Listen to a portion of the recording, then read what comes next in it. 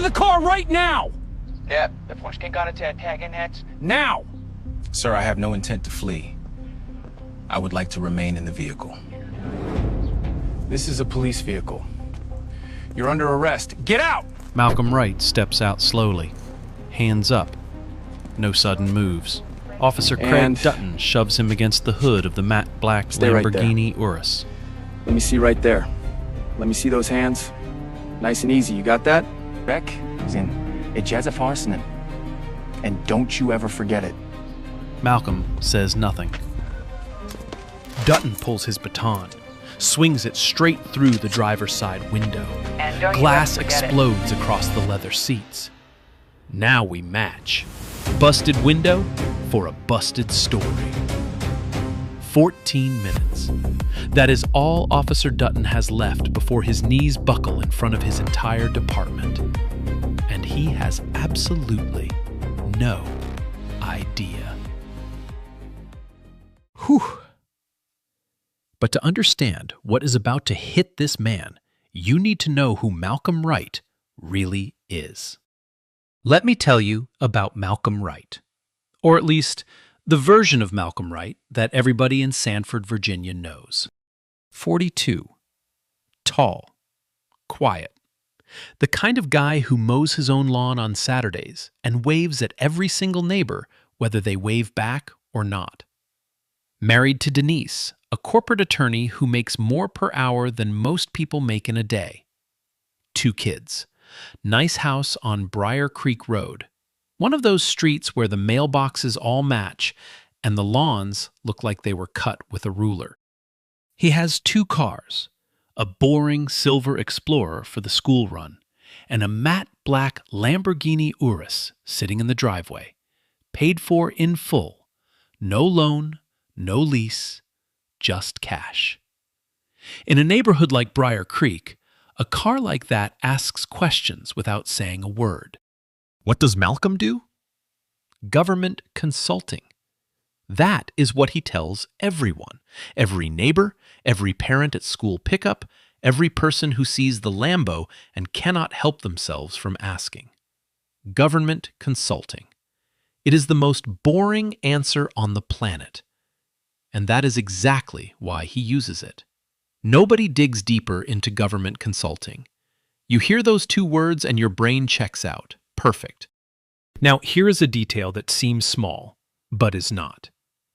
Every morning, Malcolm straps on a heavy silver watch, adjusts it just right, face tilted slightly inward. Denise asked about it once. He said a colleague gave it to him. That is technically not a lie.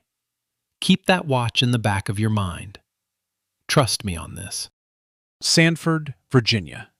61,000 people. 78% white. It is the kind of place where people say, "We don't see color," and then someone calls the cops because a black family's cookout went past 9 o'clock. The police department has 94 officers. 11 are black. In 18 months, 3 excessive force complaints have been filed. All 3 involved black drivers. All 3 were investigated internally. All 3 were cleared. 3 for 3. Perfect record. If you are the department, anyway. Now the man with the baton. Craig Dutton. 34. Born here, raised here, badge here. His daddy was Sanford PD before him. Dutton is the guy everyone likes in the locker room. Loud, funny, confident. Good cop on paper. But pull his traffic stop numbers, and the paper starts to smell. 412 stops in 3 years. 68% involved black or Latino drivers. In a town that is almost 80% white. Read that again. 68%.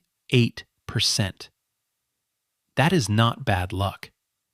That is a habit. Dutton does not think he is racist, by the way. He would swear on it, and he would mean it. But what you believe about yourself and what the data says about you are 2 very different conversations. His boss, Sergeant Harold Benson. 51. Quiet type. Signs off on Dutton's paperwork the way most people sign for a package. Does not open it. Does not check it. Just scribbles his name and moves on. He has been doing this for 4 years. Every report, every stop. Approved. Done. Next. Then there is Tanya Moore, 24, brand new. 5 months on the job and still figuring out where the good coffee is. She is Dutton's partner today, and the only instruction she has ever been given about riding with Dutton is this: back him up, keep quiet, and learn. She is going to learn something today, just not what anyone planned. Saturday morning.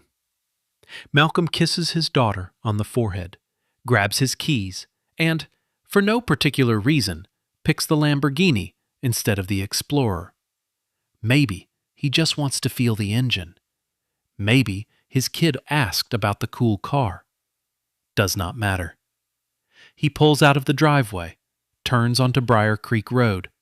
Speedometer sitting at 32 in a 35 zone. Windows up, music low. Just a man driving his own car through his own neighborhood on a Saturday. 4 minutes.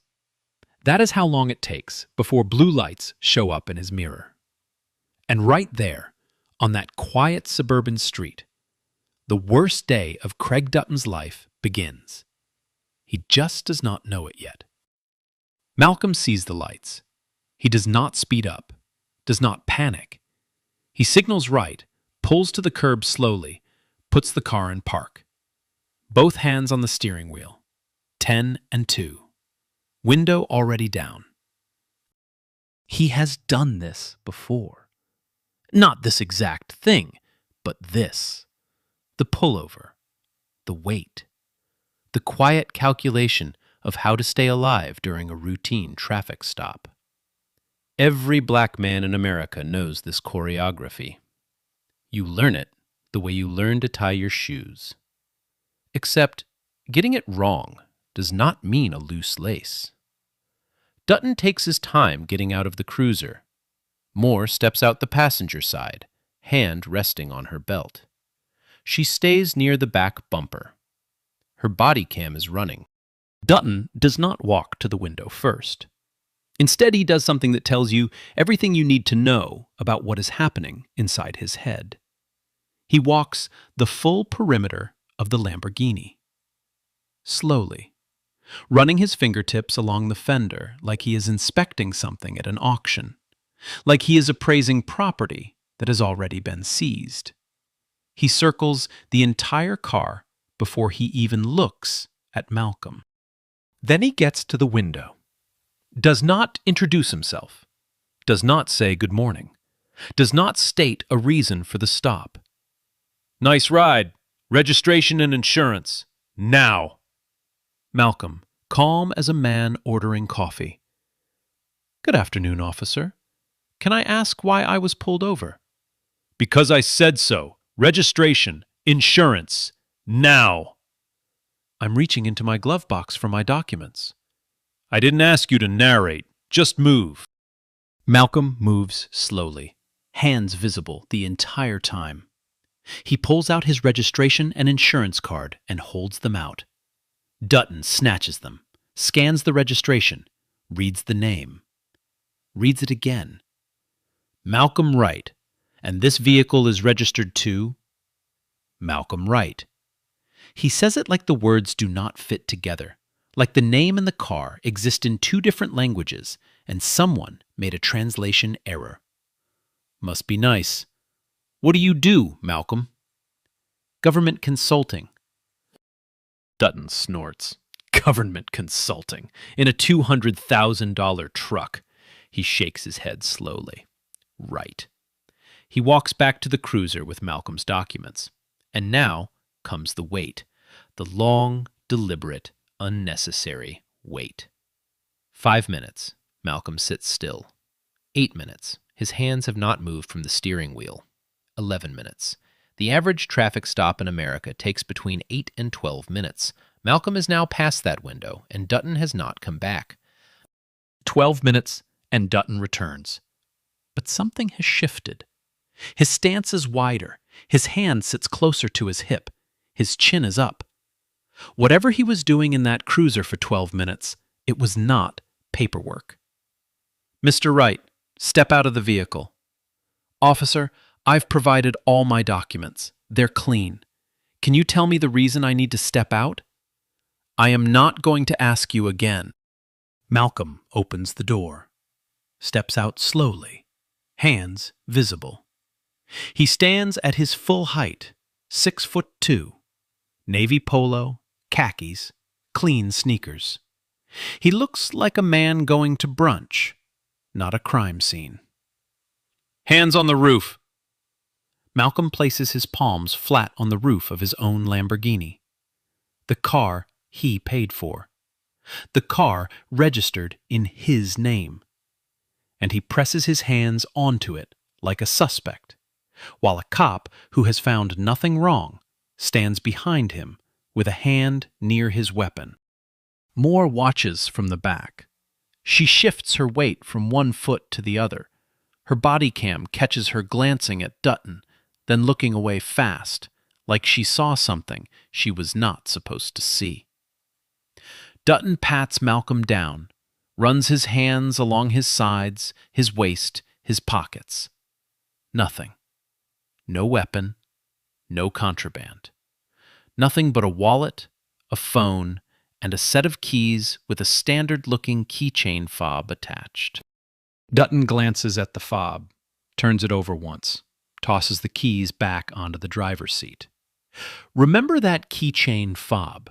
If you rewatch this part later, you are going to lose your mind. Dutton steps back, looks at the car, looks at Malcolm. And here comes the line that tells you this was never about a traffic stop. You got an attitude, you know that? Standing there looking at me like you're somebody. Malcolm does not respond. He keeps his hands on the roof, keeps his eyes forward. His breathing has not changed once since this started. Dutton walks around to the passenger side, points through the windshield at the passenger seat where a manila envelope sits on the leather. What's in the envelope? Personal documents.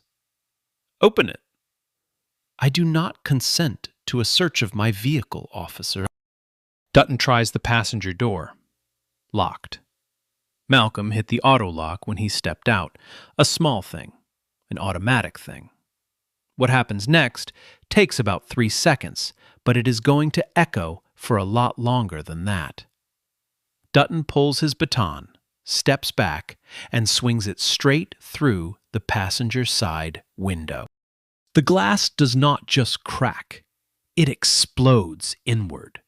Fragments spray across the cream leather seat, the center console, the manila envelope, the floor mats. The sound is sharp, clean, almost musical. Then silence. Malcolm closes his eyes. 1 second. 2. When he opens them, his expression has not changed. Not one muscle. Moore, behind them, takes a step back. Her lips move, but no sound comes out. Her body cam catches everything. Dutton reaches through the broken window, grabs the envelope, holds it up like a trophy, then walks back around to Malcolm and delivers the line you heard at the beginning of this video. Get your dirty black hands off that steering wheel and get out. Malcolm is already out. He has been out. Dutton's words do not even make tactical sense anymore. This is not policing. This is performance. This is a man who has already decided the ending and is just filling in the middle. Dutton radios in. Dispatch, I've got an uncooperative suspect, possible stolen vehicle, requesting backup at Briar Creek and Elm. Uncooperative. Malcolm has complied with every single instruction. Possible stolen vehicle. The registration is in Malcolm's name and came back clean 12 minutes ago. But that is what goes out on the radio. That is what the backup units hear. 2 more cruisers show up within 4 minutes. Sergeant Harold Benson steps out of the first one. He looks at the scene.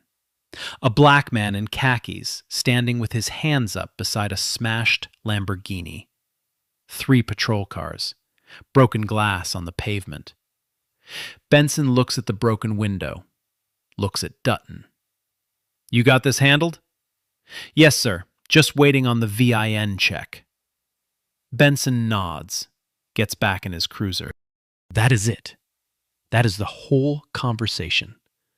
His officer just put a baton through a civilian's car window, and the only question the supervisor asks is whether the situation is handled.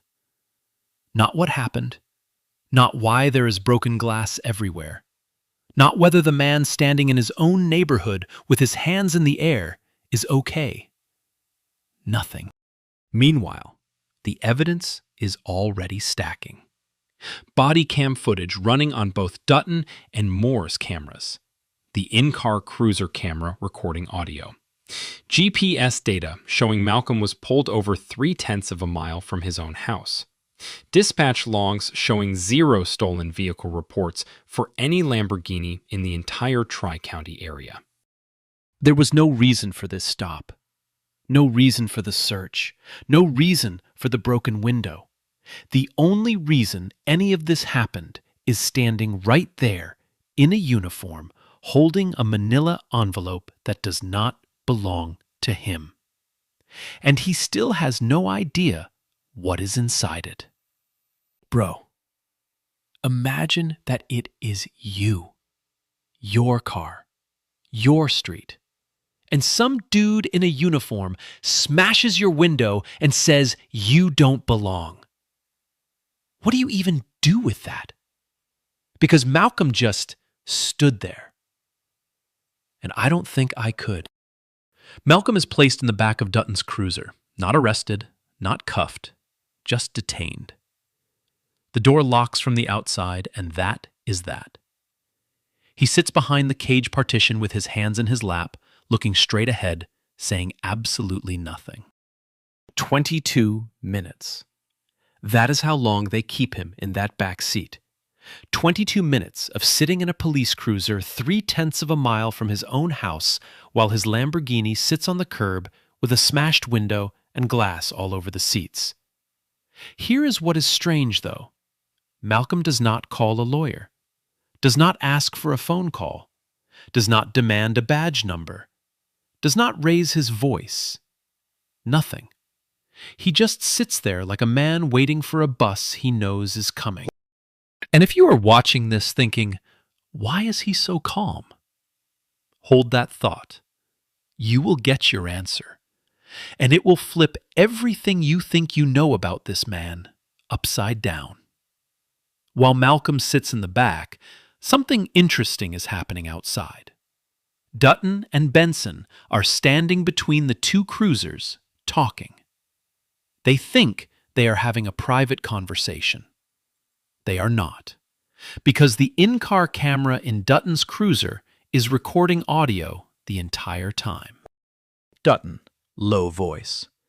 Guy's got a clean record. Registration checks out.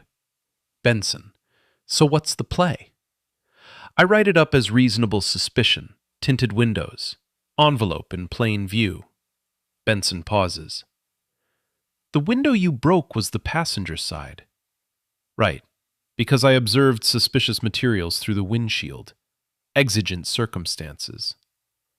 Another pause. Longer this time. Then Benson, quiet. Fine. Just make sure the report's clean. Just make sure the report is clean. Not, what did you do? Not, why did you break the window? Just make the paper look right. These 2 men are standing on an American street, building a false narrative in real time. And from the way they talk, this is not their first time. This is routine. This is Tuesday. After 22 minutes, Dutton opens the back door, tells Malcolm he is free to go. No citation, no arrest, no charges, and definitely no apology. Dutton, smirking. Have a good day, Mr. Wright. Drive safe. Malcolm steps out, walks to his Lamborghini without a word. Glass is still covering the passenger seat. He brushes a few pieces off the driver's side, sits down, starts the engine, and drives home at exactly the speed limit. He does not say a single word. Not one. But the second he walks through his front door, something shifts. Denise sees his face from the kitchen. She does not ask what happened. She has seen that expression before. She just watches him walk past her toward his office. Malcolm closes the door, picks up the phone. One call. It's right. Priority upload. Sanford PD. Officer Craig Dutton. Badge number 1142. Sergeant Harold Benson. Supervising. I have audio, visual, and a Fourth Amendment violation with property destruction. This one's clean. The voice on the other end. Copy. Files flagged. Are you good? I'm good. My car isn't. A pause. Then Malcolm laughs. Not a happy laugh. Not a relieved laugh. The kind of laugh that comes out when a man who has been building a case for 8 months watches a small-town cop hand-deliver the evidence gift-wrapped. Now, if you are paying attention, your brain is starting to rearrange some things right now. Priority upload, audio and visual, badge numbers memorized and ready to go. This is not a man who just went through a traumatic experience and is calling a lawyer. This is something else entirely. But we are not there yet. Almost. Not yet. The next morning, Malcolm is in the driveway, looking at the broken window. A neighbor walks over, white guy, mid-50s, genuine concern on his face. Malcolm, what happened? You all right? Had a run-in with local law enforcement. That's terrible. You should file a complaint. Malcolm, half smiling. Already taken care of. Already taken care of. The neighbor hears a civilian complaint, maybe a phone call to the department, maybe a letter to the city council. That is not what Malcolm means. That is not what Malcolm means at all. And then there is Pastor Jerome Davis. 58 years old. Runs Greater Hope Fellowship, the largest black church in Sanford. For 3 years, this man has been collecting stories. Every traffic stop, every pat-down, every "I got pulled over for nothing." He has it all in a binder. A physical 3-ring binder with tabs and dates and witness names and badge numbers. He has filed formal complaints with Sanford PD 4 separate times. 4 times the department investigated itself. 4 times the department found nothing wrong. Pastor Davis does not know Malcolm Wright is anything more than a neighbor who goes to church sometimes. But Malcolm knows about Davis. Malcolm has read every single page in that binder, and very soon, that binder is going to matter more than Pastor Davis ever imagined.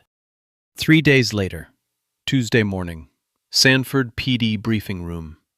Smells like bad coffee and floor wax. Dutton is near the front, leaning back, telling some fishing story. Benson is in the corner, sipping from a styrofoam cup. Moore is in the back row. Quiet. She has not slept well in 3 days. Every time she closes her eyes, she hears glass breaking. Shift assignments, patrol zones, reminder about the department cookout. Normal. Boring. Tuesday. Then the door opens. 3 people walk in like they own the building. 2 men in dark suits. 1 woman. Gray blazer, credentials on her belt. The kind of face that does not smile because smiling is not in the job description.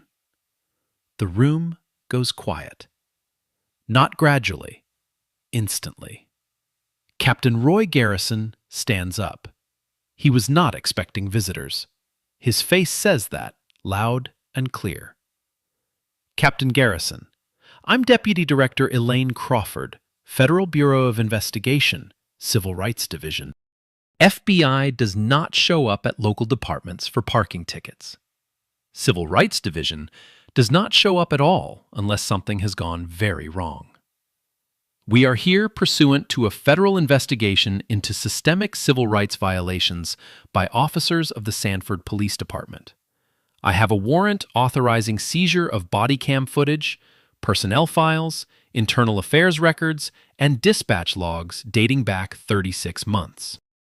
She places the warrant on the table. The paper barely makes a sound, but it hits that room like a bomb. Nobody moves. Dutton's fishing story is gone. His mouth is open. His hands are flat on his thighs. Crawford is not done.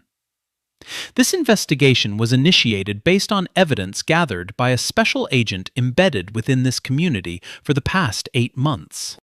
Embedded. 8 months. Someone has been here. Among them. Watching. Listening. Recording. Dutton's face has not changed yet. He is still thinking this is about someone else. Not him. Not possible. Crawford takes one breath. The agent in question is Special Agent Malcolm Wright. The room collapses. Dutton's face goes white. The blood leaves his cheeks like someone opened a drain. His coffee cup rattles on the table. His hand is shaking. And then his knees buckle. Not a metaphor. His actual knees give out, and he catches himself on the edge of that table. Because the man he called a gorilla in a tuxedo, the man whose window he smashed, the man he told to get his dirty black hands off the steering wheel, that man is a federal agent who has been investigating him for months. Benson stands up, sits down, stands up again, looks like a man trying to leave his own body. Moore closes her eyes. A single tear rolls down her cheek. But her shoulders drop. She is not crying because she is scared.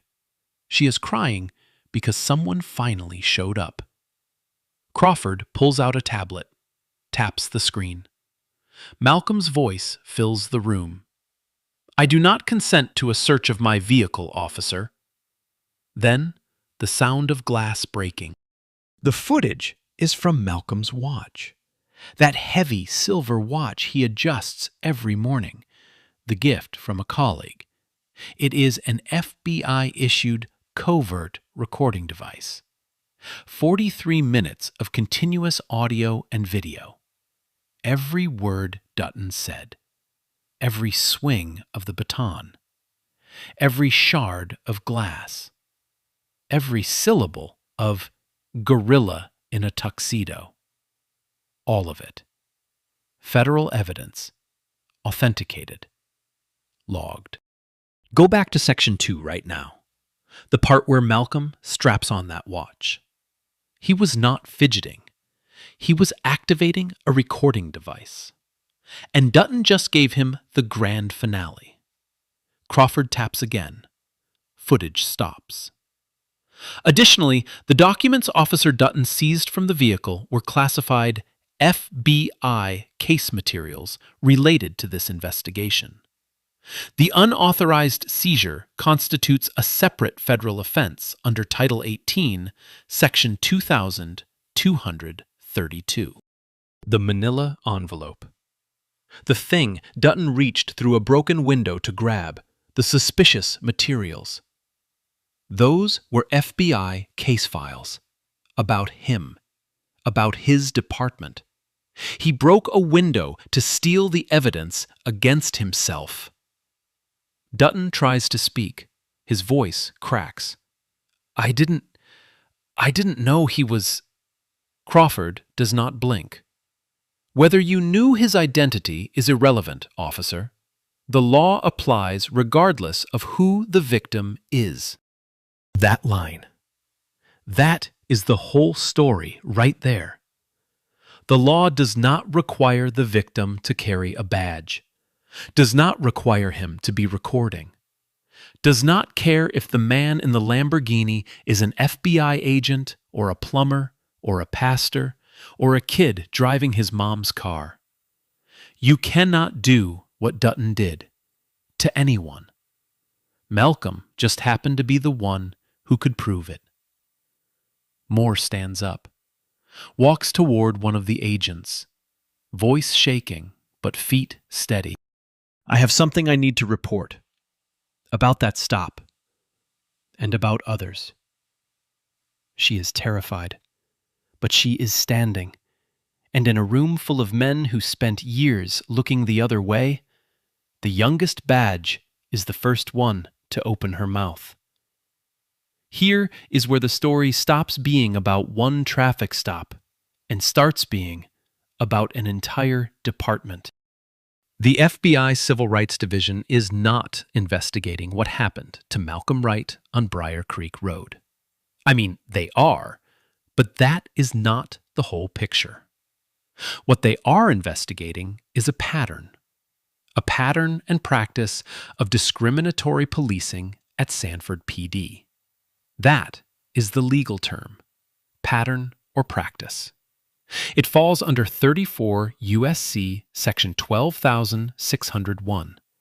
And if you have heard of Ferguson or Baltimore or Chicago, you have heard of this law.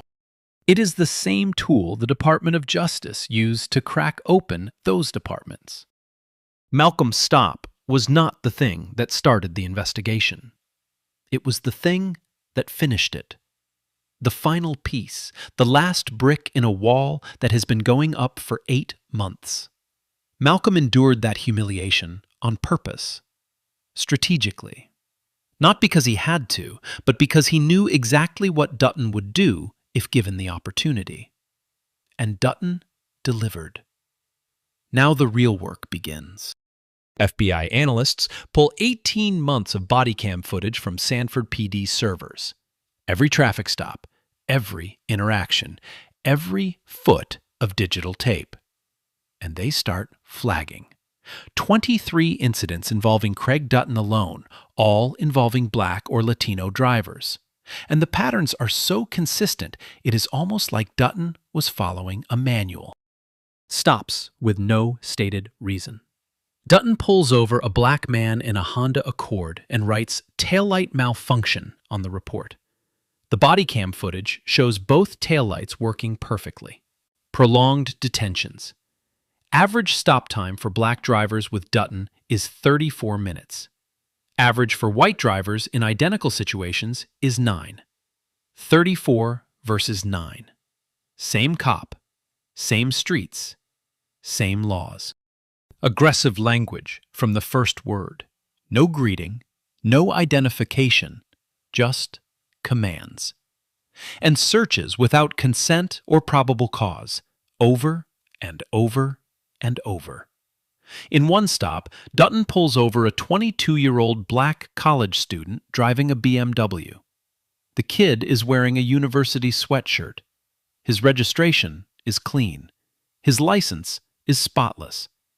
Dutton's first words to him are, "Let me guess, your parents co-signed?" The kid is a pre-med honors graduate. The car was a graduation gift from his grandmother. He sat on the side of the road for 41 minutes. No citation was issued. That kid never filed a complaint. Most of them don't. And that is the part that makes this whole thing so much worse. For every person who walked into Sanford PD and filled out a form, there are a dozen more who just drove home and tried to forget about it. Who told themselves it was not worth the trouble. Who knew that complaining to the department about the department was like asking the fox to investigate the henhouse. But the FBI is not the fox, and they are not asking. Now, Sergeant Harold Benson, the quiet one, the paper signer.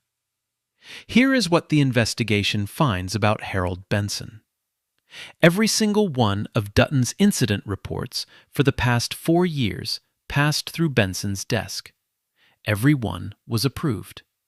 Not one was questioned. Not one was sent back. Not one was flagged for review. And here is the part that turns Benson from a lazy supervisor into something worse. 3 civilian complaints were filed against Dutton in the past 18 months. All 3 came from members of Pastor Davis's congregation. All 3 landed on Benson's desk for internal review. Benson's process for reviewing those complaints was as follows. He read Dutton's version. He checked the report. He signed the clearance form. Done. He never watched the body cam footage. Not once. 3 complaints. 3 opportunities to pull the tape and see what actually happened. 3 times he chose not to look. Because looking might mean finding something. And finding something might mean doing something. And doing something is not Harold Benson's style. When the FBI asks Benson about this in his initial interview, his answer is beautiful in its emptiness. I trusted my officer's judgment. I had no reason to doubt his reports. No reason to doubt. Except the body cam footage that contradicts every single one of those reports. Footage that was sitting on the department server the entire time. Footage that Benson had full access to and never once opened. That is not trust. That is architecture. That is a system designed so that the person checking the work is the same person who benefits from not finding anything wrong. Now, Tanya Moore. This is where the story gets complicated, in the best way. Moore sits down with FBI investigators and gives a full statement. She is nervous. Her hands are shaking. But she talks. And once she starts, she does not stop. She tells them about the culture, how from her first day, she was told that questioning a senior officer's stop was disloyal. Not against the rules, disloyal. Like it was personal. Like the badge was a family, and snitching on family was the worst thing you could do. She tells them what Dutton said in the cruiser before the stop, before the lights went on, before any of it. He saw the Lamborghini, pointed at it, and said 2 words. Drug dealer. That was it. Drug dealer. He did not run the plates first, did not check the registration, did not have a reason. He saw a black man in an expensive car, and that was enough. She tells them about Benson's instruction on her first week. If Dutton makes a stop, you back him up. Don't ask questions.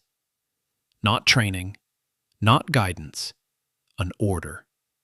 Keep quiet and learn. And then she gives them the text messages. Moore has screenshots from a group chat between Dutton and 4 other officers. She does not read the messages out loud. She hands them over on her phone and looks at the floor while the agents scroll through. The narrator does not repeat what those messages say either, but the FBI catalogs every word, every slur, every joke, every casual, comfortable, unashamed line of racism that these men typed to each other while wearing badges paid for by the people they were mocking. Moore is not a hero in this story. She knows that. She stood on Briar Creek Road and watched Dutton smash that window, and she did not say a word. She heard him call Malcolm a gorilla, and she did not step forward. She failed in the moment, and she will carry that. But 3 days later, she walked into a room full of federal agents and opened her mouth. And that matters. Not enough to erase what she did not do, but enough to change what happens next. Pastor Jerome Davis. 3 years of binders. 3 years of being ignored. FBI agents show up at Greater Hope Fellowship on a Wednesday afternoon. Davis meets them in his office. He is suspicious, arms crossed. He has been through this before. Every time I hand over my records, nothing happens. Why should I believe this time is different? The agent across from him, steady. Because this time, we're not asking your department to investigate itself. Davis looks at the agent for a long time. Then he stands up, walks to a filing cabinet, and pulls out his binder. 3 years. Every incident is documented. Names, dates, badge numbers, witness contacts, cross-referenced and tabbed. He has been doing the FBI's job for 3 years with a 3-ring binder and a church copier. And now, finally, someone is listening. Now, the confrontation. Dutton's formal interview with FBI civil rights investigators. He has a lawyer next to him, not the police union attorney, because the union has already backed away. A private lawyer, paid out of pocket. That tells you everything about where Dutton stands right now. Alone. The investigator starts to calm, professional, almost friendly. Officer Dutton, what was your stated basis for the traffic stop of Mr. Wright? I observed the vehicle traveling in a manner that suggested the driver might be unfamiliar with the area. Mr. Wright has lived at his registered address in your patrol zone for 8 months. I wasn't aware of that. You ran his registration. His address appeared on the document you were holding in your hand. Dutton's lawyer. My client has answered the question. Officer Dutton, why did you break the passenger side window of Mr. Wright's vehicle? I observed suspicious materials on the passenger seat and believed exigent circumstances justified. The materials were a sealed manila envelope. In your report, you described them as, quote, a large package consistent with narcotics packaging. Is that accurate? Dutton does not answer. Those materials were classified FBI case documents, officer.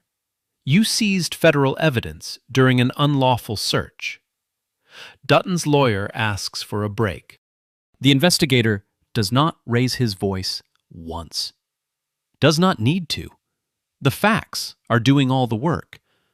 Every answer Dutton gives runs into a wall of body cam footage and timestamps and documents that say the opposite. The investigation does not stop at Dutton. It goes up. Captain Roy Garrison, head of Internal Affairs, is next. His defense is the same empty suit Benson wore. We followed departmental procedure. And that is technically true. They did follow procedure. The problem is the procedure itself. Departmental procedure at Sanford PD routes complaints to the accused officer's direct supervisor for review, which means Benson reviewed complaints about Dutton, and Garrison signed off on Benson's reviews. Nobody independent ever touched those files. The process was designed to clear, not to investigate. It was not a broken system. The system was working exactly as designed, to protect its own. One more beat. A quiet one. Malcolm at home. Evening. His daughter is doing homework at the kitchen table. She looks up. Daddy, when is the car window getting fixed?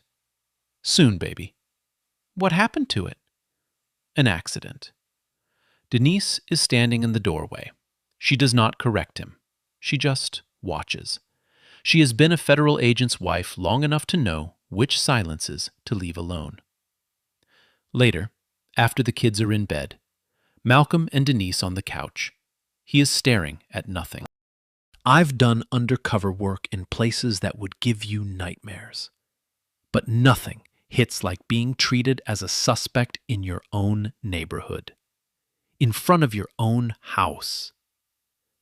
Denise puts her hand on his, does not say anything, does not need to.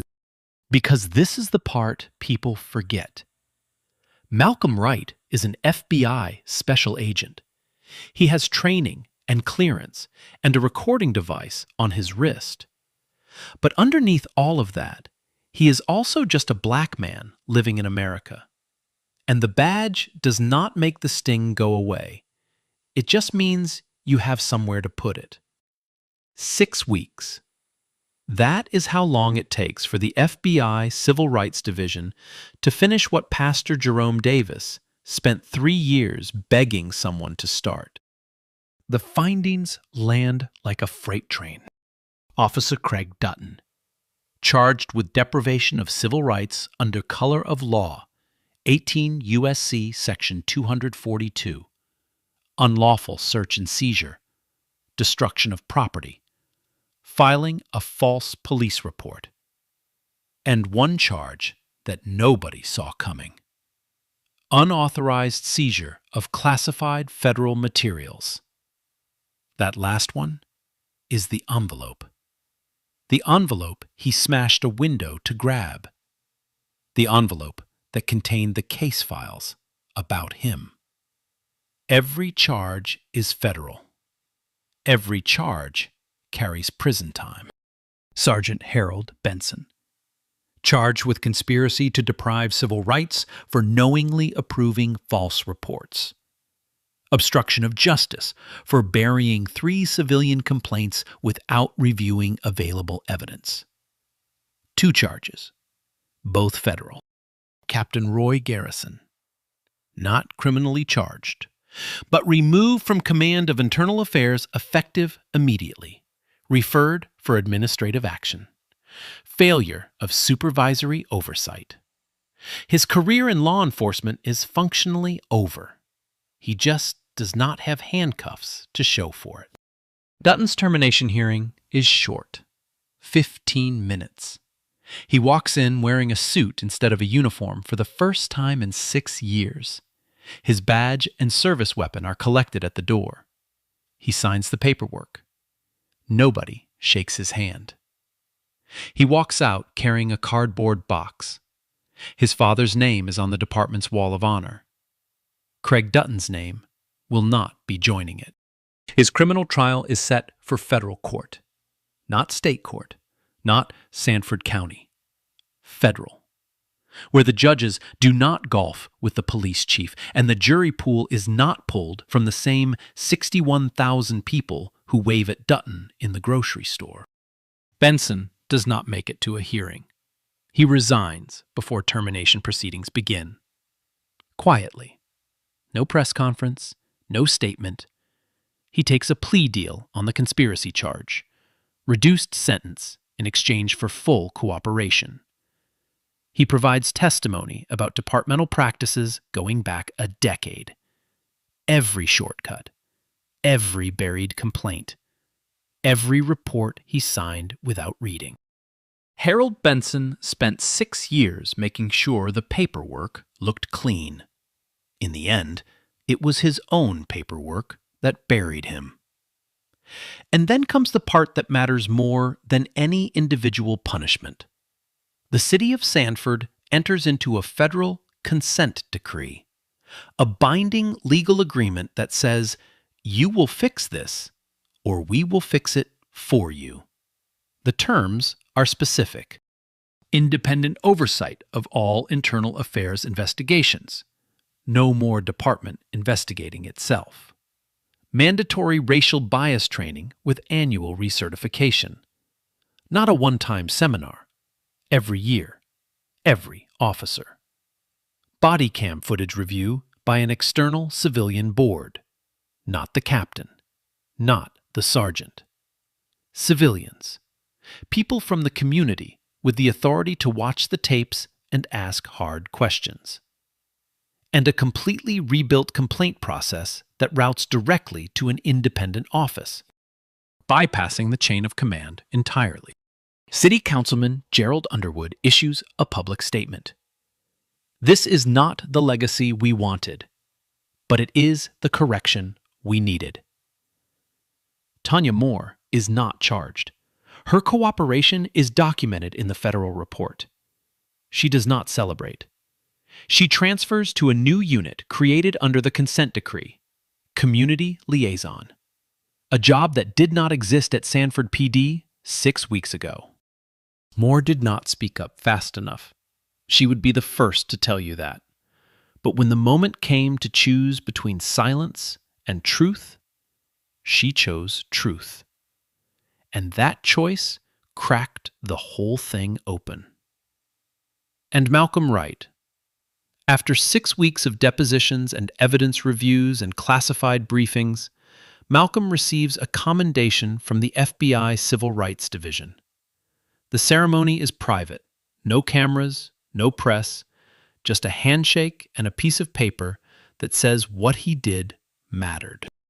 After the ceremony, Malcolm drives home in his new Lamborghini Urus. Same color, same spec, matte black, paid in cash. Again. He pulls into the driveway on Briar Creek Road. His daughter comes running out the front door. He picks her up. She wraps her arms around his neck, and he holds her there for a long time. The neighbor waves from across the street. Malcolm waves back. Same man, same street, same car. But the world around him is a little different now. Not fixed, not perfect, but different. And sometimes different is where it starts. Here is what stays with me about this story. Between 2015 and 2024, the Department of Justice opened pattern or practice investigations into more than 20 police departments across the United States. 20. And in nearly every single one, the findings were the same. Systemic bias, inadequate oversight, a culture that punished the people who spoke up more than it punished the people who did wrong. 20 departments, same story, over and over. Malcolm Wright was able to hold Craig Dutton accountable because he happened to be carrying an FBI badge and a recording device disguised as a wristwatch. He had the training. He had the backup. He had an entire federal division ready to move when the moment came. But what about the man who does not have any of that? What about the college kid in the BMW who sat on the side of the road for 41 minutes because an officer decided a black student could not possibly own a nice car? That kid went home, did not file a complaint, did not tell anyone, just swallowed it and moved on. What about Pastor Davis? 3 years of documenting every incident. 3 years of filing complaints. 3 years of being told nothing is wrong when everything is wrong. He did not have a badge. He had a binder and a copier and the stubborn refusal to stop. What about every person who got pulled over, patted down, talked to like they were less than human, and then drove home and sat in their driveway for 10 minutes trying to feel normal again? No body cam, no recording device, no federal backup, just their word. And too often, their word was not enough. The law that Craig Dutton violated does not say the victim has to be an FBI agent. It does not say the victim needs a hidden camera. It says you cannot do what he did to anyone, period. The badge means you protect people, all people, not just the ones who look like you or drive the cars you think they should drive. Pastor Davis sits on the Civilian Oversight Board now. First meeting, he opens that binder one last time, reads a single name out loud. The first person who filed a complaint 3 years ago, the one that got dismissed in 48 hours. This is who we are here for. Every name in this binder. Every person who was told nothing was wrong. Something was wrong. And now we are going to fix it. I want to hear from you. Have you ever been judged before someone even knew your name? Have you ever had someone look at you and decide who you are before you opened your mouth? Drop your story in the comments, because every story matters. Man, this one got me. Like, just picture it. That is your driveway, your car, your kids watching, and some dude with a badge treats you like trash. What would you do? Hit like, share this, and drop your answer below. For real.